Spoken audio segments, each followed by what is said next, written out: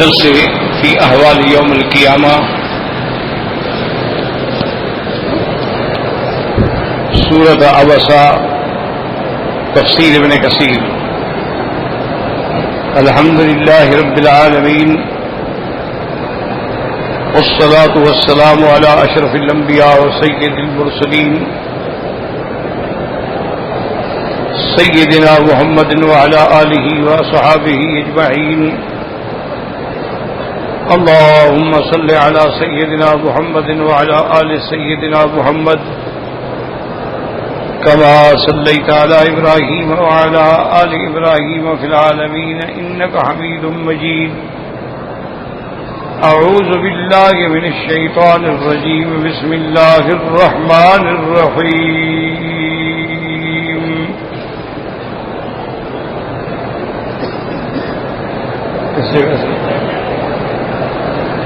فإذا جاءت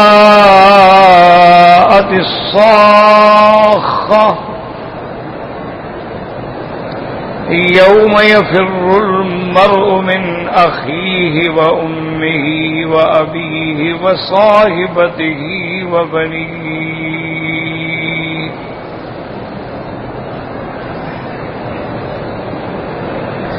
لكل امرئ منهم يومئذ شأن يغنيه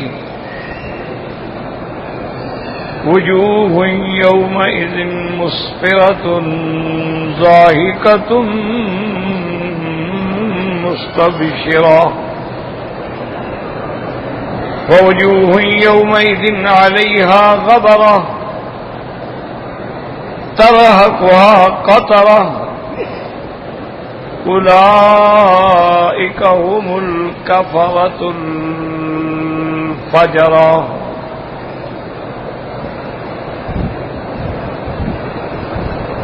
ان آیات مبارکہ میں جو سورت عبسہ کی آیات ہیں، اللہ نے قیامت اور احوال قیامت کا منظر پیش فرمایا۔ فرماتے ہیں فَإِذَا جَاءَتِ الصَّاخَّةُ۔ صاخہ کا معنی ہوتا ہے صیحہ، یعنی ایسی شدید آواز جو کان پھاڑ ڈالے،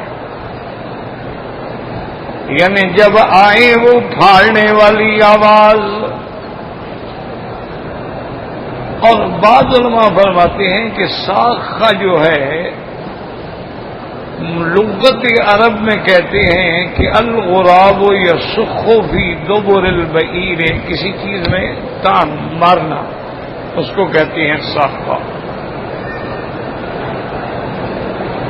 اور اس سے مراد جو ہے وہ صیحہ یوم القیامہ ہے کہ جب قیامت قائم ہوگی اور دوسرا سور پھونکا جائے گا،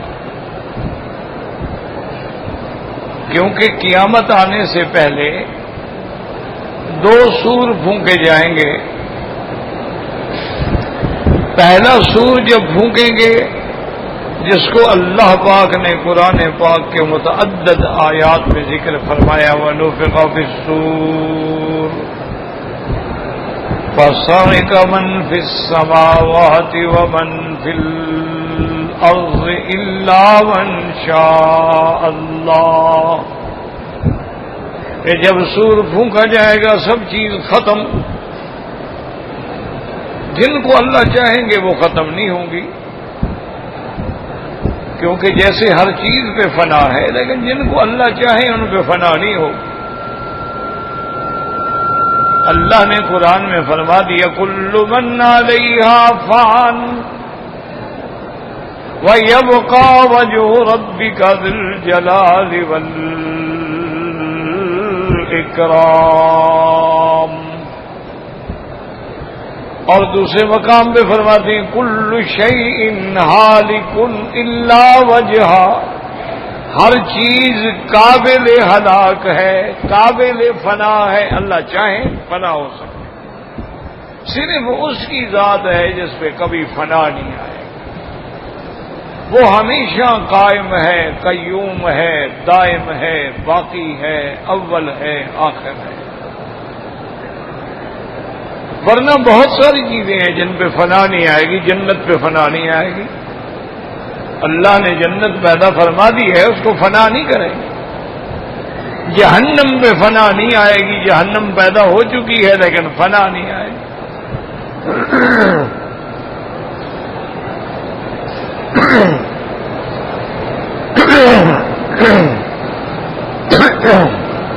جنت کی جو نعمتیں ہیں ان پہ بھی فنا نہیں آئے گی. اسی طریقے سے اللہ تبارک و تعالیٰ کے عرش پہ بھی نہیں. اور علماء فرماتے ہیں کہ روح جو ہے نا, روح پہ بھی فنا نہیں ہو.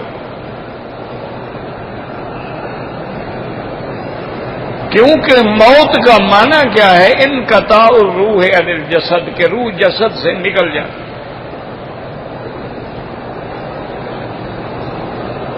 جیسے محاورے میں بھی کہتے ہیں کہ جی روح پرواز کر گئی یا روح نکل گئی. تو جب روح نکل جاتی ہے تو اب روح جو ہے اس کے دو قسم ہیں. ایک تو روح مومنین کی ہے, ابرار کی ہے, اخیار کی ہے, جو اعلی علیین میں جائے گی.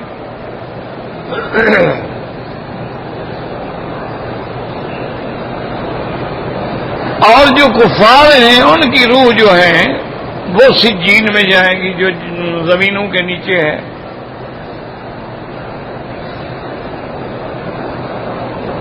اور جب قیامت کا دن ہوگا, سور پھونکی جائے گی تو ہر روح اپنے جسد میں آ جائے گی. مانا روح پہ فنا نہیں ہو, جسد پہ فنا ہوگی لیکن روح پہ فنا نہیں ہو. لیکن باقی ہر چیز جو ہے اس پہ فنا آ جائے گی. پھر دوسرا سور پھونکا جائے گا. سور جو ہے وہ ایک قرن ہے, ایک سینگ ہے, لیکن وہ اتنا عظیم ہے کہ اس کا طول اتنا ہے جیسے زمین سے آسمان. اور اس کے اندر اتنے سوراخ ہیں, جتنی ساری اللہ کی مخلوق ہے اتنے سوراخ ہیں. اور وہ ہر سوراخ سے گویا وہ روح جو ہے وہ نکلے گی.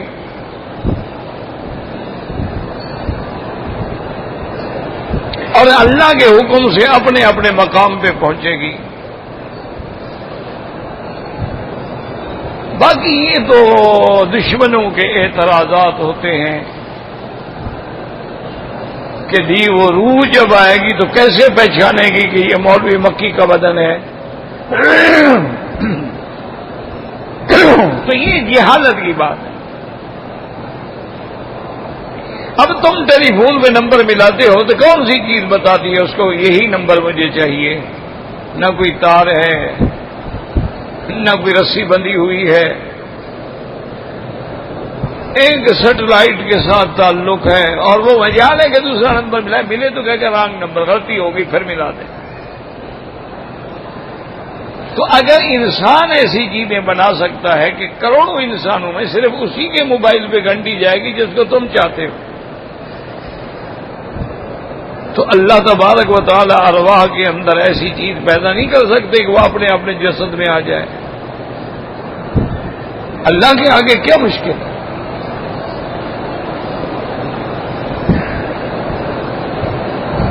تو ارواح علیین میں ہیں اور یا سجین میں.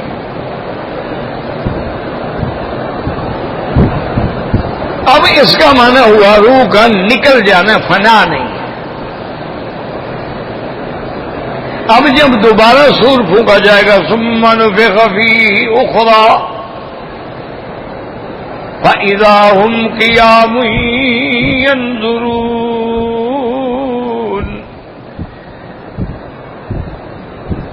اب جب دوبارہ سور پھونکا جائے گا تو سب کھڑے ہو جائیں گے. اور ان کی درمیانی مدت جو ہے وہ 40 سال ہے. یعنی پہلے سور کے بعد 40 سال گزرے, اور دوسرے سور سے پہلے 3 دن تک متواتر بارش ہو. اور وہ بارش ایسی ہوگی کہ جیسے تمہیں اللہ نے پہلے پانی سے پیدا کیا تھا نا، وہ پانی بھی دوبارہ بھی تمہاری پیدائش کا ذریعہ بن جائے. جیسے مردہ زمینوں کو اللہ زندہ کر دیں گے، اسی طرح مردہ انسانوں کو بھی زندہ کر دیں.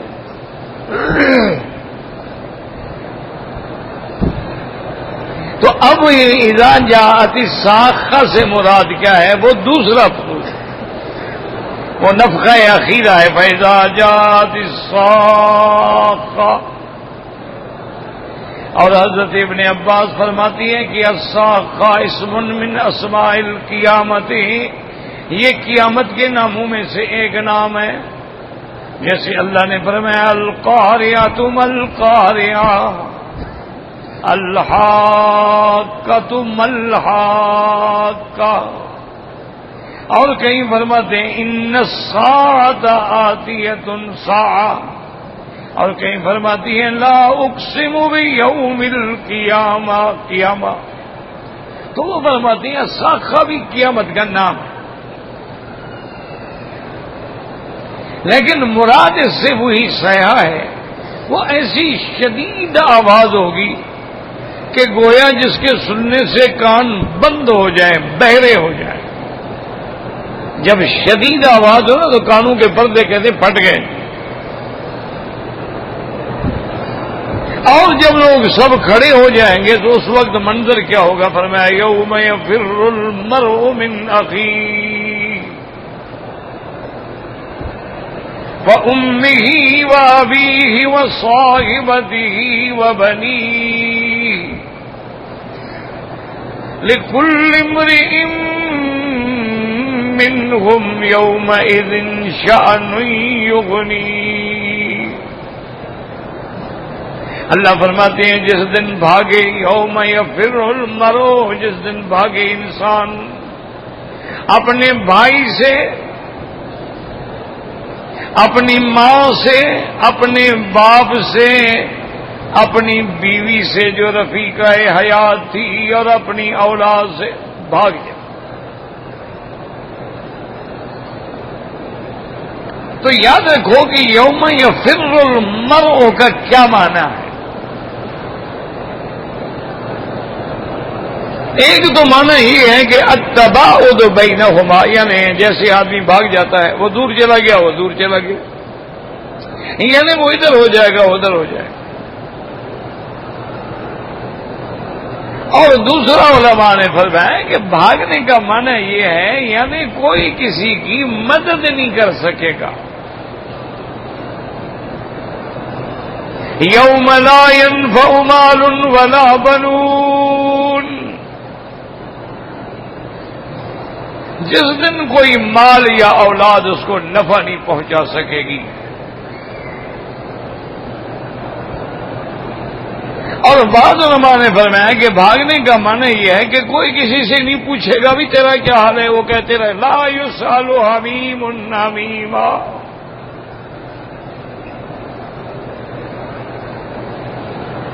اور بعض علماء نے فرمایا کہ فر المرء کا معنی یہ ہے کہ ایک دوسرے سے برات کا اعلان کر دیں گے.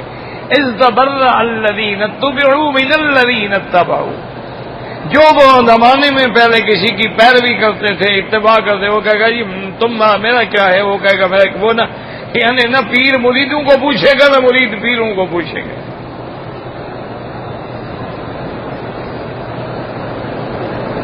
وہ جو پیروکار تھے وہ بھی بھاگ رہے ہیں اور جن کی اتباع کی گئی وہ بھی بھاگ رہے ہیں، کوئی ایک دوسرے کو نہیں پوچھتا.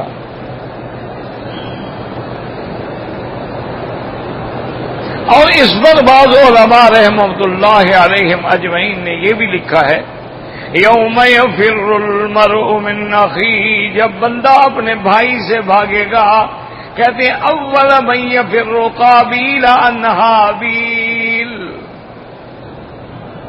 سب سے پہلے قابیل آدم کا بیٹا اپنے بھائی حابیل سے بھاگے گا کہ اس کو نہ قتل کیا تھا کہ آج مجھے قتل کا جواب دینا پڑے گا. وَأُمِّهِ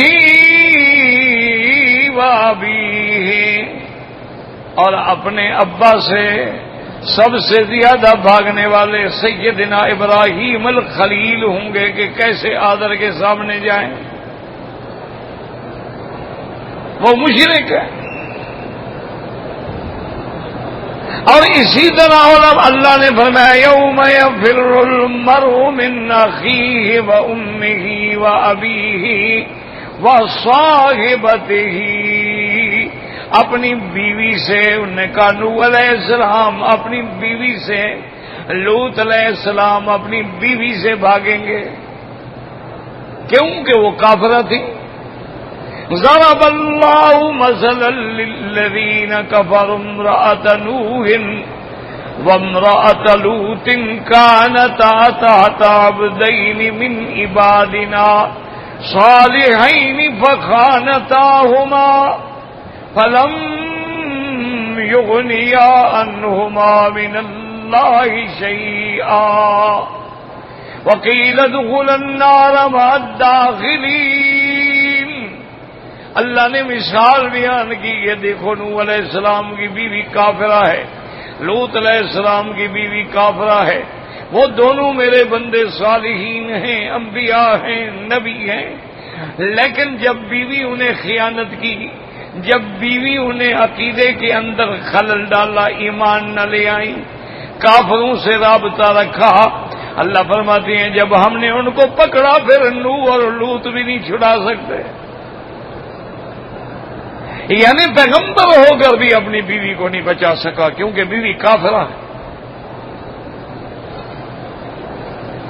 تو اس لیے علماء فرماتے ہیں کہ کوئی یعنی ایک مثال ہے، ورنہ تو ہر مرد اپنی بیوی سے بھاگے گا نا. یہ ایک مثال دی جا رہی ہے کہ آدم علیہ السلام سے ان کی اولاد ہے. معنی یہ ہے کہ وہ دن ہی ایسا ہوگا یوم یفر المرء من اخیہ وامہ وابیہ وصاحبتہ وبنیہ لکل امرئ منہم یومئذ شأن یغنیہ. ہر بندے کو اپنی پڑی ہوگی، ہر بندہ اپنی دہشت میں، اپنی مصیبت میں. یغنی غنی سے ہے، جیسے غنی کو پرواہ نہیں ہوتی اس دن اس کو بھی اپنے سوا کسی کی پرواہ نہیں ہوگی. وہ دن ایسا ہوگا کہ سب کو اپنی پڑی. حتیٰ کہ اللہ کے پیغمبر ہیں، انبیاء علیہ السلام ہیں، لیکن ہر پیغمبر کہہ رہا ہوگا نفسی نفسی نفسی، یعنی خشیت علی نفسی خشیت علی نفسی. غضب ربی اليوم غضب لم یغضب قبلہ ابدا ولا بعدہ ابدا. نفسی نفسی ہر پیغمبر کہہ رہا ہوگا آج اللہ کا ایسا جلال ہے کہ ایسا جلال پہلے کبھی نہیں آیا. آج اللہ کے غضب کا اور جلال کا دن ہے.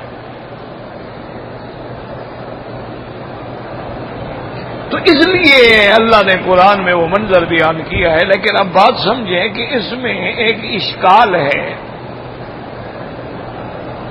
قرآن پاک کے اندر باقاعدہ ایک آیت مبارک موجود ہے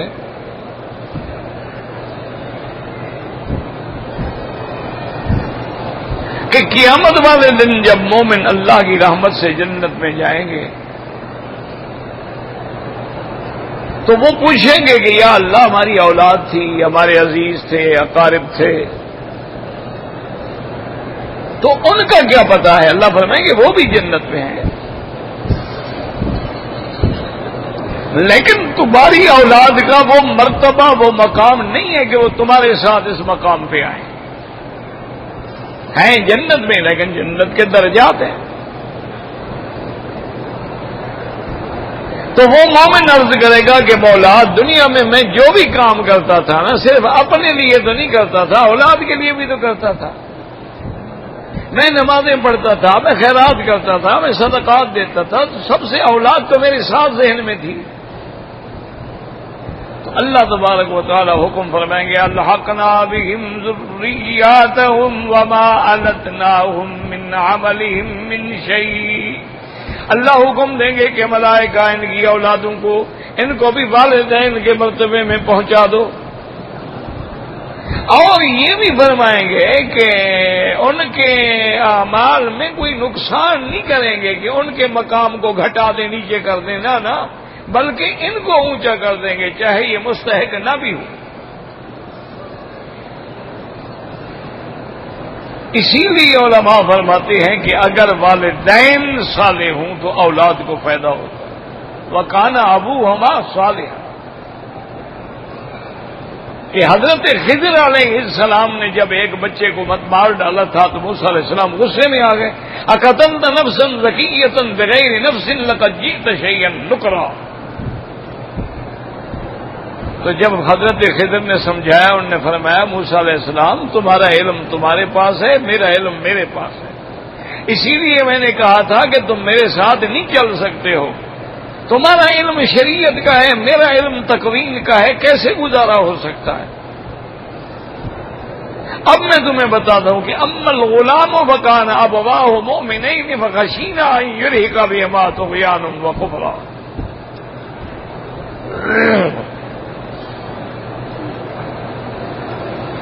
تو اس لیے اگر والدین عالم ہیں، والدین میں فضیلت ہے، اس کا اثر بھی الحمدللہ اولاد پہ آئے گا۔ اچھا، بعض اوقات یہ ہے کہ اولاد میں اللہ نے زیادہ صلاح رکھی ہے، والدین میں نہیں ہوتی، والدین جاہل ہوتے ہیں، اولاد عالم بن جاتی، والدین فاسق فاجر ہوتے ہیں، اولاد متقی پیدا ہو جاتی۔ دیکھا نہیں کتنے لوگ ہیں، اب ابو جہل سب سے بڑا دشمن ہے اور اکرمہ سب سے بڑا عاشق ہے، وہ بدر من ابطال الکفر ہے اور یہ بدر من ابطال الاسلام ہے، یہ اللہ کا نظام ہے، تو اللہ ان کو بھی جنت میں ملا دیں گے۔ تو یہاں ہے کہ ایک دوسرے سے بھاگ جائیں گے، وہاں ہے کہ ملا دیں گے۔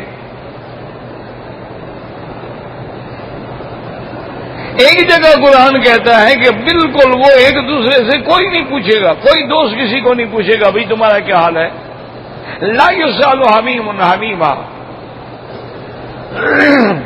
اور دوسری جگہ آتا ہے فاقبل بعضهم علی بعض یتساءلون، ایک دوسرے سے پوچھیں گے۔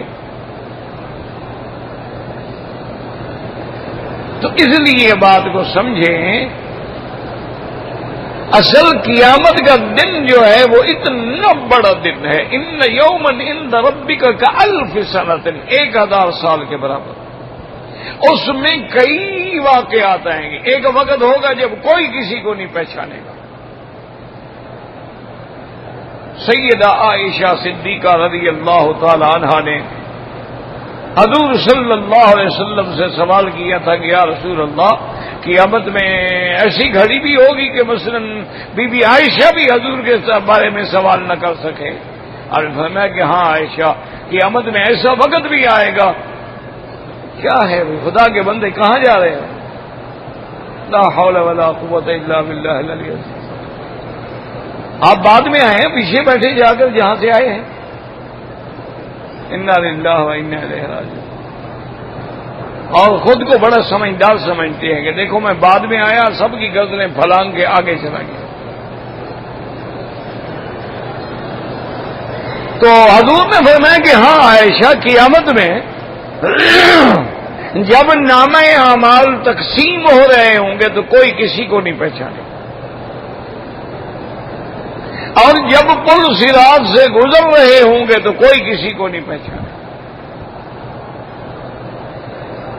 لیکن اس کے بعد پھر پہچانیں گے، ایک دوسرے سے ملیں گے، بیوی اپنے خاوند کو ملے گی، اولاد اپنے ماں باپ کو ملے گی، بلکہ جن کے چھوٹے بچے فوت ہو گئے ہیں وہ قیامت والے دن اپنے ماں باپ کی شفاعت کریں گے، اور میدان حشر میں وہ پانی کے آب خورے لے کے اپنے ماں باپ کو ڈھونڈ رہے ہوں گے کہ ماں باپ کو پانی پلائیں۔ تو منظر مختلف،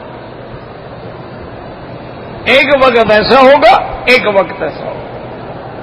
یوم یفر المرء من اخیہ وامہ وابیہ وصاحبتہ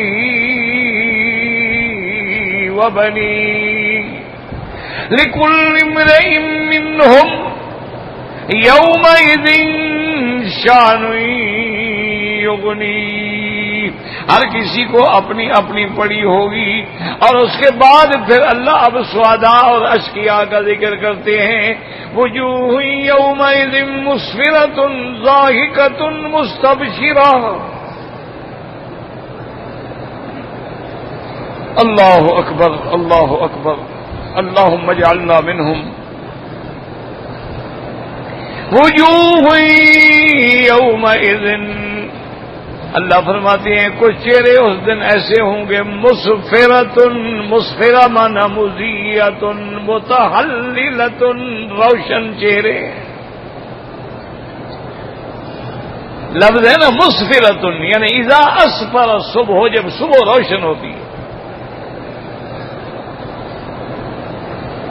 اسی لیے ایک حدیث میں بھی آتا ہے کہ اسفروا فی الفجر فانہا اعظم للاجر، او کما قال النبی صلی اللہ علیہ وسلم، کہ فجر کی نماز جو ہے خوب روشنی میں پڑھا کرو، اس میں بہت بڑا اجر ہے، کہ تاکہ جو لوگ غافل ہیں وہ بھی آگے جماعت میں شامل ہو جائیں.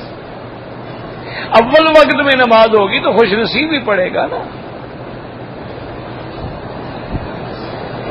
تو اس فرار کا معنی ہوتا ہے روشن ہونا. اچھا، اس کو اللہ نے قرآن میں دوسرے مقام یوم تبیض وجوہ وتسود وجوہ،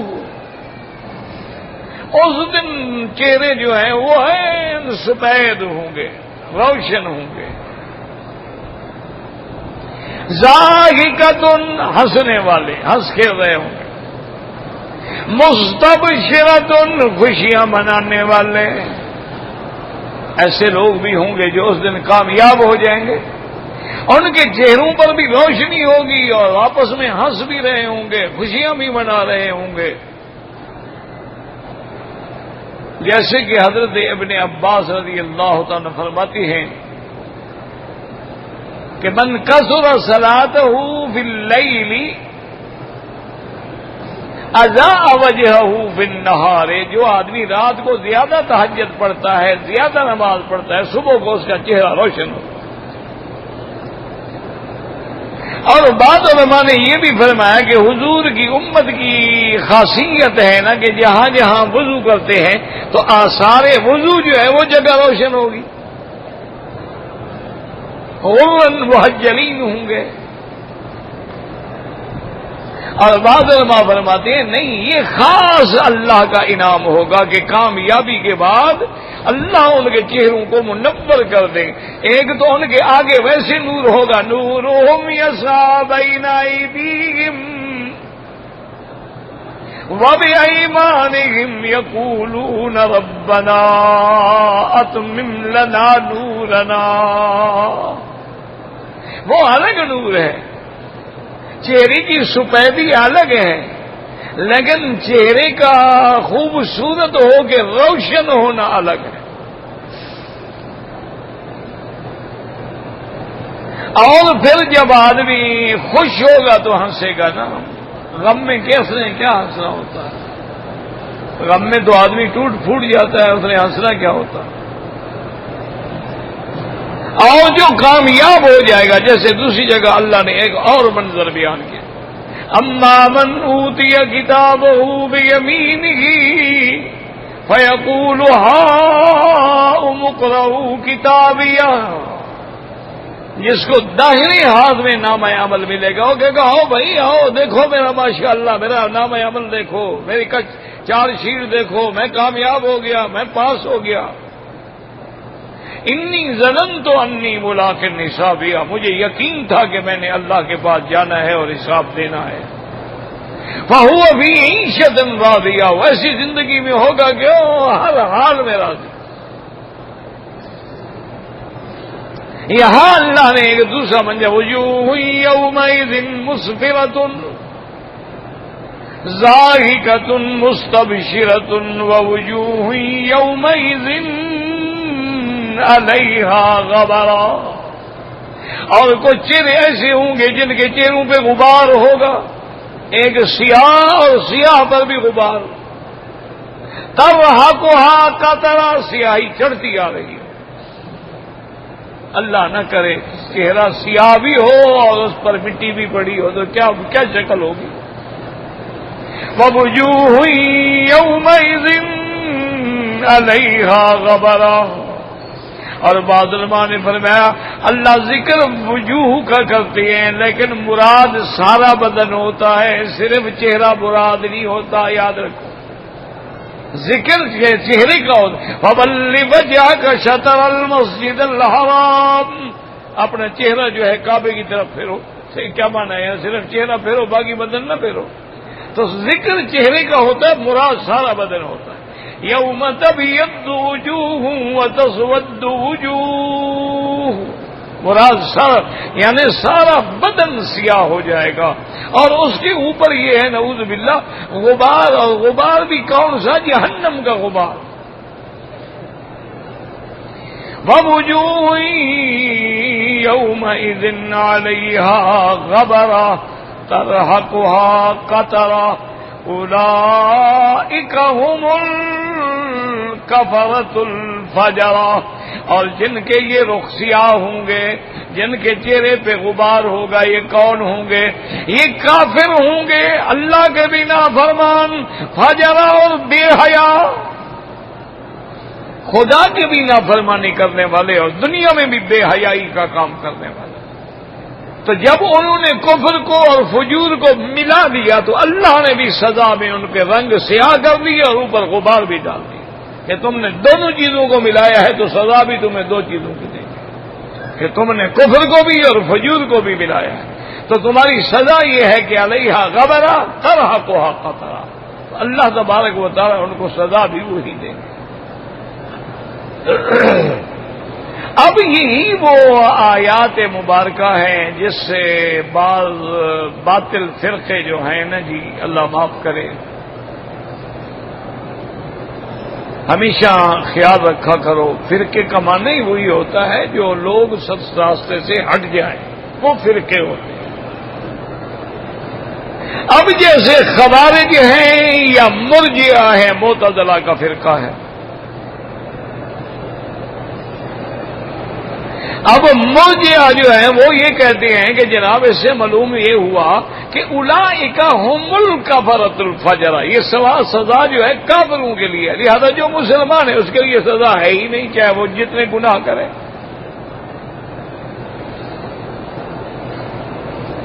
ان کے مقابلے پہ خوارج جو ہے وہ کہتے ہیں نہیں جناب، اللہ نے فرمایا ہے اولئک هم الکفرۃ الفجرہ، جو فاجر ہے وہ کافر ہے، لہذا جس نے گناہ کیا وہ کافر ہے، وہ ہمیشہ جہنم میں رہے گا۔ اور یہ دونوں فرقے باطل ہیں،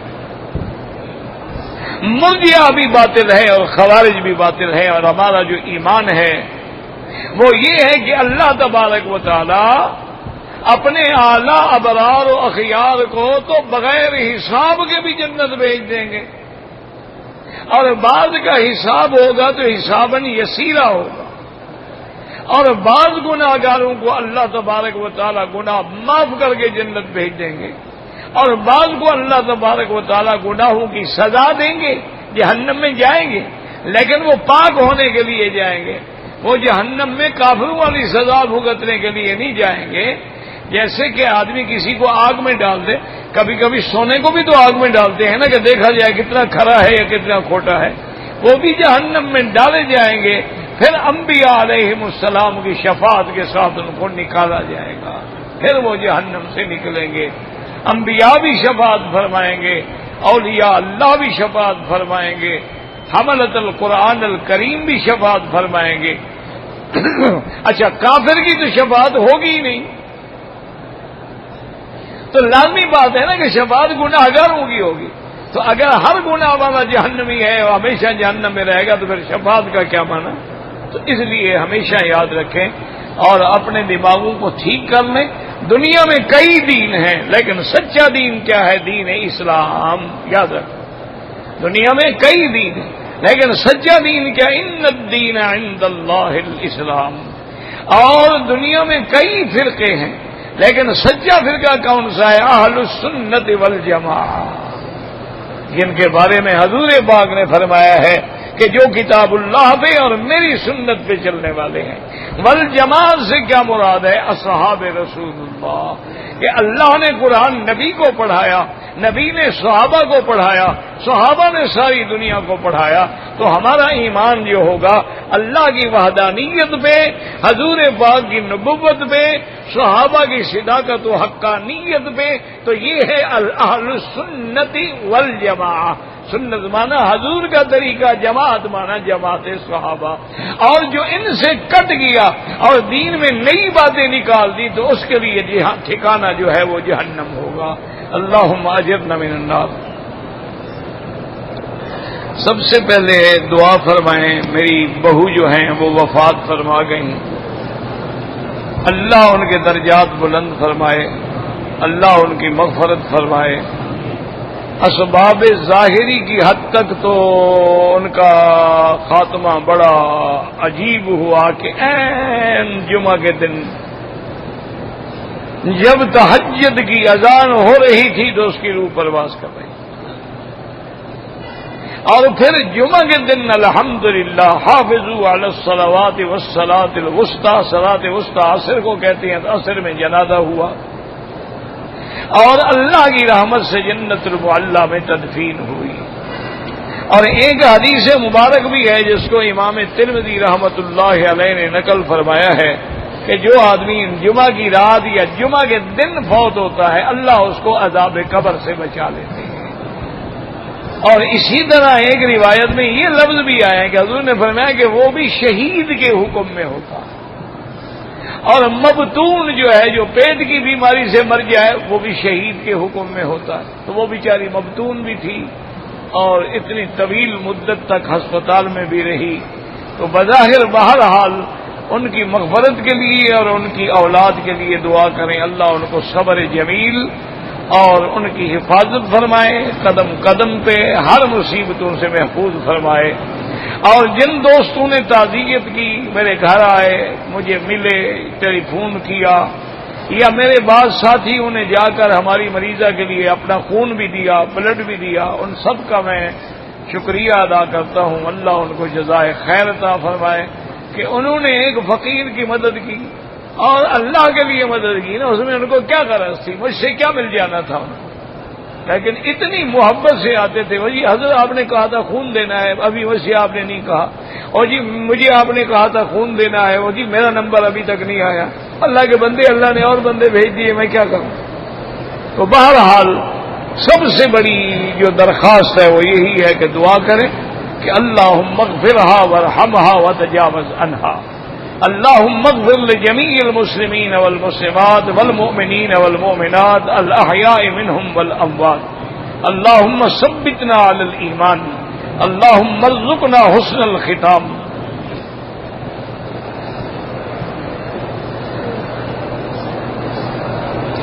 کہتے ہیں جی کہ اگر ہم نے نماز پڑھنی ہے اور اگر ہمیں یہ پتہ ہو کہ یہ امام جو ہے فاسق فاجر ہے، یاد رکھو نماز کے مسائل کو سمجھنے کی کوشش کرو، ان کو آپس میں نہ جوڑا کرو، آپس میں نہ ملایا کرو۔ ایک ہے کہ ہم اپنا امام کس کو بنائیں، فرمایا فَلْيَؤُمُّكُمْ أَعْلَمُكُمْ بِكِتَابِ اللَّهِ، عالم کو امام بناؤ۔ فَلْيَؤُمُّكُمْ أَقْرَأُكُمْ، اگر دو عالم آ جائیں پھر کیا کریں، فرمایا پھر جو سب سے زیادہ قرآن کا قاری ہے اس کو امام بناؤ۔ اچھا دونوں عالم بھی ہیں، دونوں قاری بھی ہیں، اب کیا کریں؟ تو حضور نے فرمایا فَلْيَؤُمُّكُمْ أَكْبَرُكُمْ سِنًّا، ان میں جس کی عمر زیادہ ہو اس کو امام بناؤ، تاکہ امام کا احترام ہو نا دل میں کہ ہمارا امام ماشاءاللہ عالم بھی ہے، قاری بھی ہے، بزرگ بھی ہے۔ ایک ہوتا ہے کہ ہم مثلا سڑک پہ جا رہے تھے، جماعت کھڑی تھی، ہم جا کے جماعت میں مل گئے، جب سلام پھیرا تو دیکھا کہ امام صاحب کی تو داڑھی پہ اس طرح پھرا ہوا ہے، تو داڑھی منڈانا جو ہے یہ تو گناہ کبیرہ ہے، آدمی فاسق فاجر ہو جاتا ہے۔ لیکن نماز ہو جائے، یہ نہیں ہے کہ نماز نہیں ہوگی، نماز تو ہو جائے گی کیونکہ ہمیں پتہ ہی نہیں۔ ایک یہ ہے کہ ہمیں پتہ ہے کہ یہ فاسق فاجر ہے، اس کے پیچھے نماز نہ پڑھیں۔ جب آپ جانتے ہیں تو اگر آپ نماز پڑھیں گے تو پھر اس کو تو اور گناہ کرنے پہ ترغیب ملے گی کہ یار ٹھیک ہے، لوگ میرے پیچھے ویسے نماز پڑھتے ہیں، میری تقریریں سنتے ہیں، میرے جلسے میں آتے ہیں، پھر جو مرضی ہے میں کرتا پھروں۔ پھر ایسے لوگوں سے بالکل احتراز کریں۔ نماز اہم العبادات ہے، نماز عماد الدین ہے، نماز بندے مومن اور کافر کے درمیان میں فرق ہے۔ تو اس لیے نماز میں کوشش کریں کہ اس امام کے پیچھے نماز پڑھیں جو لوگ صالح ہیں، عالم ہیں، قاری ہیں، متقی ہیں، پرہیزگار ہیں، گناہوں سے بچنے والے ہیں۔ اگر مسجد قریب ہے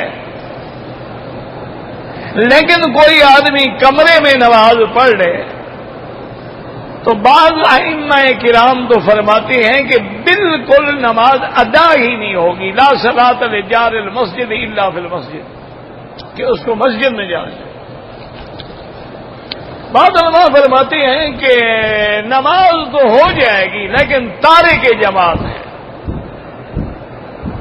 اور یاد رکھیں جو لوگ جماعت چھوڑتے ہیں نا، من شد شد فی النار، پھر وہ جہنم میں جا گرتے ہیں۔ تو اس لیے لازم ہے کہ نماز آپ جماعت سے پڑھیں، مسجد میں پڑھیں۔ اگر اتفاق سے مسجد میں آپ کو جماعت نہ ملے، اپنے گھر میں اپنے بیوی بچوں کو پیچھے کھڑے کر کے امام بن کے جماعت کر لو تاکہ جماعت کا ثواب جائے۔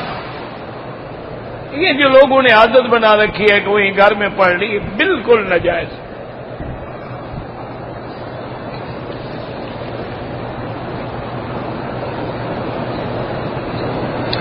جو لوگ ہاتھ سے اپنی شہوت کو مٹاتے ہیں بالکل حرام، ناجائز ہے، گناہ ہے، بلکہ ایک روایت میں ہے کہ قیامت والے دن ان کے ہاتھوں کو ایسے کیا جائے گا جیسے حاملہ ہوتا کہ لوگوں کو پتہ لگے کہ یہ آدمی اپنے ہاتھ سے برائی کرتا تھا، یعنی رسوا کیا جائے۔ یہ بالکل حرام، شرعاً بھی حرام ہے، عقلاً بھی حرام ہے، اور طب کے اعتبار سے بھی حرام ہے۔ یعنی انسان اپنی صحت کو تباہ و برباد کر دیتا۔ اگر کوئی لڑکا لڑکے سے بدفعلی کرتا ہے، ان کی سزا میں حدیث پاک میں آتا ہے کہ دونوں کو ثابت ہو جائے جرم تو قتل کر دیا جائے۔ الفاعل والمفعول یعنی دونوں کو قتل کیا جائے۔ اور بعض روایات میں یہ بھی آیا قتل کرنے کے بعد بھی آگ میں ڈال دیا کہ یہ ایسا عمل کر رہا ہے جو دنیا میں سب سے پہلے قوم لوط نے کیا تھا۔ اور امام ابو حنیفہ رحمۃ اللہ علیہ فرماتے ہیں کہ اب بھی اس کو کسی اونچے مسجد کے مینار پہ اونچی جگہ پہ لے کے دھکا دیں اور پتھروں کی برسات کر دیں، وہی سزا دیں جو اللہ نے قوم لوط کو دی۔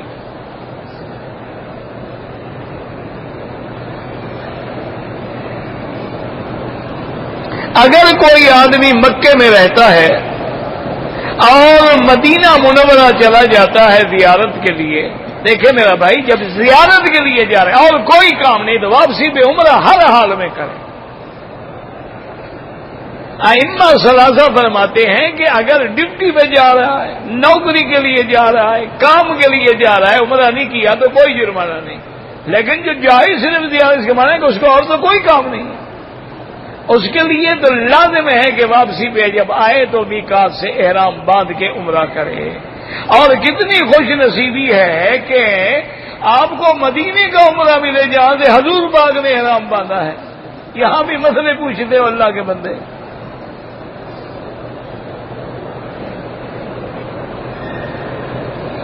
مسافر جو ہے اللہ سب کو اپنے اپنے ملکوں میں خیریت سے پہنچائیں، اس میں کوئی شک نہیں ہے، بلکہ دعا کریں کہ اللہ بلاد اسلامیہ پہ رحم فرمائیں، اللہ پاکستان کے حالات پہ رحم فرمائیں۔ انا للہ و انا الیہ راجعون، اس کے علاوہ کیا کہہ سکتے؟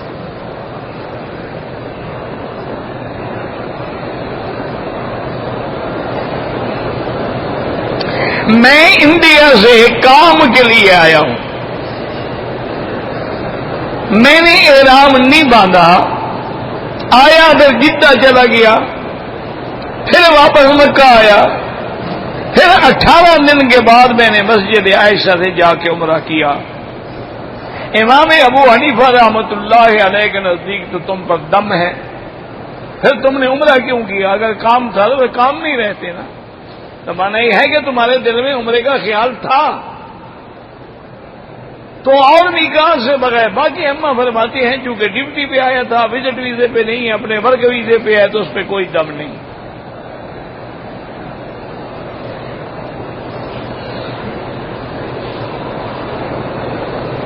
اگر انسان غصے میں، بھائی میری بات سنو، ایک تو جتنے نکاح یا طلاق کے مسائل، یہ بڑے اہم مسائل ہوتے ہیں، اس کے لیے فوراً دارالفتاء سے رجوع کرو۔ یہاں ہر مکے میں، مدینہ منورہ میں، جدہ میں، ہر جگہ الحمدللہ افتاء ہے، مفتی موجود ہیں، کہ بلکہ بابا ملک عبدالعزیز کے ساتھ بھی ایک جگہ ہے، وہاں بھی دفتر موجود ہے، وہاں سے جا کے پوچھا کریں۔ نکاح طلاق کے مسائل بڑے مہم ہوتے ہیں، ہر آدمی کو اس میں فتویٰ دینے کا حق نہیں ہے۔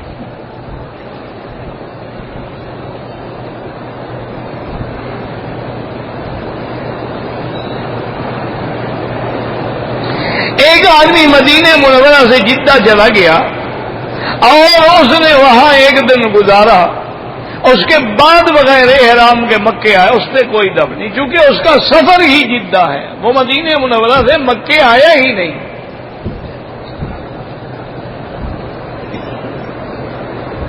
بچے اور بڑے کا جنازہ ایک ہی دعا ہے، اللہم اغفر لحینا ومیتنا وشاہدنا وغائبنا وصغیرنا وکبیرنا۔ تو چھوٹے بھی آ گئے، بڑے بھی آ گئے۔ وہ تو اگر ہمیں پتہ ہو کہ بھی لڑکا ہے تو اللہم اجعلہ لنا سلفا واجرا، اللہم اجعلہ لنا ذخرا وشافعا ومشفعا، نہ ہو تو کوئی بات نہیں، وہی دعا کافی ہے۔ صغیرنا وکبیرنا وذکرنا وانثانا سب کے لیے ہو گئی۔ غار ہرا اور غار ثور کی زیارت کرنا کوئی شریعت میں نہ حکم ہے اور نہ کبھی صحابہ جا کے زیارت کرتے تھے۔ ویسے آدمی دیکھنا چاہتا ہے تو ایک اہم مقامات ہیں، کوئی بات نہیں، لیکن یہ کوئی شرعی مسئلہ نہیں کہ ہر آدمی ضرور جائے۔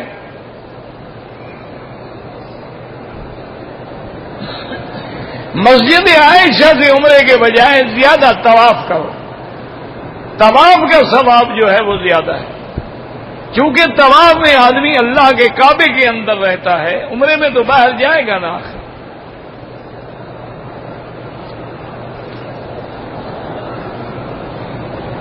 مسجد نبوی میں اگر کوئی مسلمان بنیت خالص 40 نمازیں ایسے پڑھے جماعت کے ساتھ کہ تکبیر اولا بھی فوت نہ ہو، تو اللہ تعالیٰ اس کو نفاق اور جہنم کی آگ سے بری فرما دیتے ہیں۔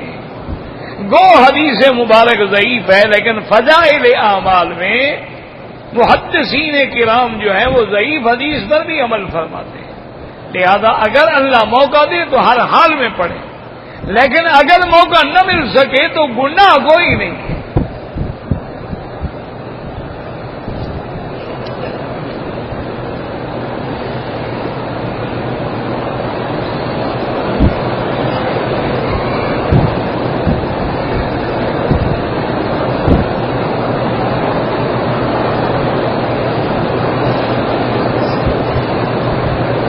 بہرحال بھی انشورنس جو ہے وہ تو حرام ہے، آپ نے کرا لی تھی یا وہ فوت ہو گیا ان نے کرائی تھی، اللہ ان کی مغفرت کرے۔ آپ ایسا کریں کہ جو پیسے اس نے دیے تھے قسطوں میں وہ تو اس کے ہیں، باقی جو اس سے زیادہ ملیں وہ غریبوں کو دے دیں اور ثواب کی نیت نہ کریں۔ غریبوں کو دے دیں، یا کسی کا گھر میں پانی نہیں ہے، سڑک ٹوٹی پڑی ہے، مسجدوں کے حمام ٹوٹے پڑے ہیں، وہ بنا ڈالیں۔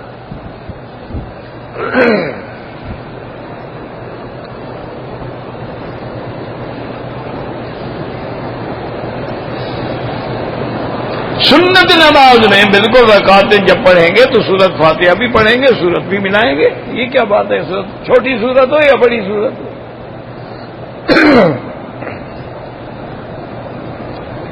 یہ کبھی نہیں ہوتا کہ سنت میں صرف فاتحہ پڑھی جائے. فاتحہ بھی پڑھیں گے، سورت بھی پڑھیں گے.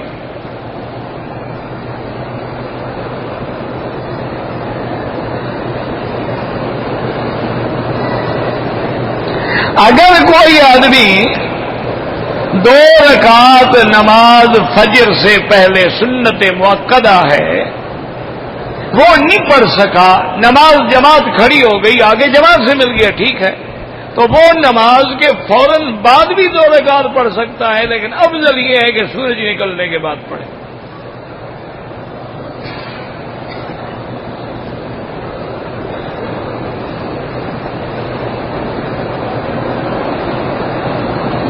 مغرب میں 3 فرض ہیں، 2 سنت ہیں، ٹھیک ہے. عشاء میں 4 فرض ہیں، 2 سنت ہیں، 3 وتر ہیں، 4 رکعت ہیں. یہ مجھے تو نہیں پتا کیا مانا ہے آپ نے، کیا مقصد ہے آپ.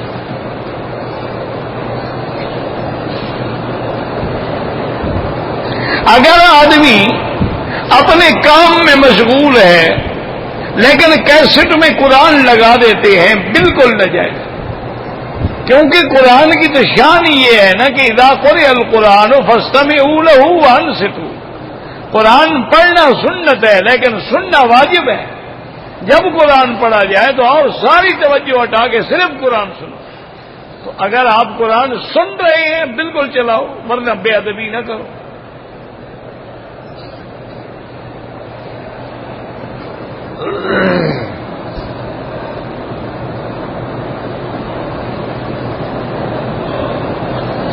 میری بیوی کو 3 مہینے کا حمل تھا. وہ بیچاری مدینہ منورہ سے آتے ہوئے گر گئی، بیمار ہو گئی، حمل ضائع ہو گیا. اب وہ ٹھیک ہے، 5 دن گزر چکے ہیں. میرا بھائی اس میں 5 دن یا 4 دن یا 10 دن کی بات نہیں ہے. حمل گر جائے یا بچہ پیدا ہو، جس دن عورت کا خون بند ہو جائے وہ عورت پاک ہو جاتی ہے. یہ جو ہم لوگوں نے بنا رکھا ہے نا 40 دن 40، وہ اگر خون آتا رہے بند نہ ہو تو 40 دن تک دیکھیں گے. اگر خون بند ہو گیا، دوسرے دن بند ہو گیا، تیسرے دن بند ہو گیا، 5ویں دن بند ہو گیا، یقین ہو گیا کہ اب خون نہیں ہے، پاک ہے، صاف ہے، نماز پڑھے، طواف کرے، سب کچھ کرے.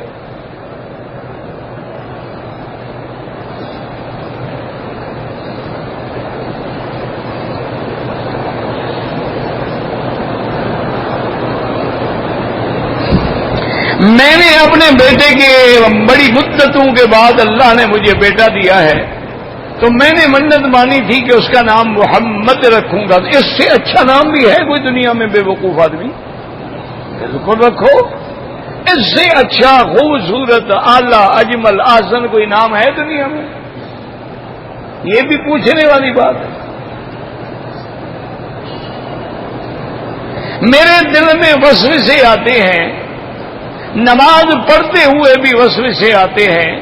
میرا بھائی ایک تو مسئلہ یہ یاد رکھو کہ جب ایک چیز اللہ نے ہمیں معاف کر دی ہے تو فکر کرنے کی کیا ضرورت ہے؟ وسوسے لاؤ نہیں، اگر آ جاتے ہیں تو کوئی بات نہیں، کوئی مسئلہ نہیں. اور دوسری بات یہ ہے کہ سیدنا ابی ہریرہ سے، ابو بکر سے رضی اللہ تعالی عنہ سے ایک یہودی حبر نے، عالم نے پوچھا تھا کہ ہم یہودی لوگ جب عبادت کرتے ہیں تو ہمارے دلوں میں کوئی خیال نہیں آتا، اور مسلمان کہتے ہیں کہ ہمیں وسوسے آتے ہیں. اس کا مطلب یہ تھا کہ ہمیں تمہاری عبادت پہ ٹھیک نہیں ہے. آپ نے فرمایا کہ بھائی گھر میں اگر 2 کمرے ہیں، ایک کمرے میں سونا چاندی ہے اور ایک کمرہ خالی ہے، تو ڈاکو کس کمرے میں جائے گا؟ انہوں نے کہا جہاں سونا چاندی ہے. بھائی تمہارے دل ایمان سے خالی ہے، شیطان کو ضرورت ہی نہیں وسوسہ ڈالنے کی، تو وہ تو مومن کے دل میں وسوسہ ڈالے گا. یہ وسوسہ آنا جو ہے یہ ایمان کی دلیل ہے، گھبرانے کی کیا ضرورت ہے؟ آنے تو جتنے آتے ہیں، خود نہ پیدا کرو، اس سے کچھ نہیں ہوتا، نہ نماز خراب ہوتی ہے بلکہ وسوسے آتے رہیں اور تم نماز میں جمے رہو تو الحمدللہ. اور پھر نماز کے جو تسبیحات ہیں ان میں غور کیا کرو. سبحان ربی العظیم، سبحان ربی العظیم، سبحان ربی الاعلی، التحیات للہ والصلوات والطیبات۔ ایک ایک حرف پہ غور کرو، جب یہ غور کرو گے انشاءاللہ کوئی وسوسہ نہیں آئے۔ اگر تم نے ویسے ہی نماز پڑھنی ہے تو ویسے سے نہیں آئے گا تو کیا ہوگا؟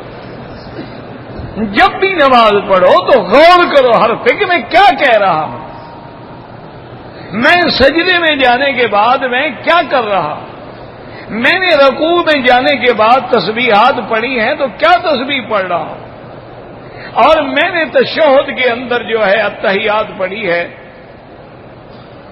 تو جب آپ قرآن میں غور کریں گے اور تسبیحات میں غور کریں گے تو انشاءاللہ نماز میں لذت بھی ملے گی، حلاوت بھی ملے گی، اور بساوت سے بھی، کیوں جب توجہ ادھر ہوگی اور بھی کیسے آئے گا؟ ہماری توجہ تو ادھر ہوتی ہی نہیں ہے نا، ہم نماز پڑھ رہے ہوتے ہیں کہ خیال ہوتا ہے یار پتہ نہیں دکان کا دروازہ بند کیا تھا یا نہیں کیا تھا، پتہ نہیں یار موبائل میں کہاں بھول آیا۔ یہ نماز ہے؟ یہ کون سی نماز ہے؟ بس دعا کرو اللہ سب کو ہدایت دے۔ یا الہ العالمین، عالم اسلام پہ اپنی رحمت نازل فرما۔ یا اللہ بلاد اسلامیہ سے اپنے عذاب رفع فرما۔ یا اللہ مسلمان جس ملک میں ہیں ان کی جان مال آبرو عزت کی حفاظت فرما۔ یا اللہ اس بلد الامین کو قیامت تک ہر فتنے سے محفوظ فرما۔ یا اللہ ہمیں مانگنا بھی نہیں آتا، بغیر مانگے عطا فرما۔ یا الہ العالمین، یا ارحم الراحمین، پاکستان پہ یہود اور ہنود کی سازشوں کو ختم فرما۔ یا الہ العالمین عذاب رفع فرما۔ یا اللہ تیرے نام لیوا تیرے کلمہ پڑھنے والوں کے خون کی ہولی کھیلی جا رہی ہے، یا اللہ ہمارے گناہ معاف فرما دے۔ اللہم لا تہلکنا بذنوبنا، اللہم لا تعذبنا بذنوبنا، اللہم لا تمنع عنا بذنوبنا فضلک، اللہم لا تخزنا فإنک بنا عالم ولا تعذبنا فإنک علینا قادر، اللہم استرنا بسترک الجمیل، اللہم استرنا بسترک الجمیل، اللہم استرنا بسترک الجمیل، اللہم استر عوراتنا آمن روآتنا خفف لوآتنا، اللہم لا تجعلنا من القادرین۔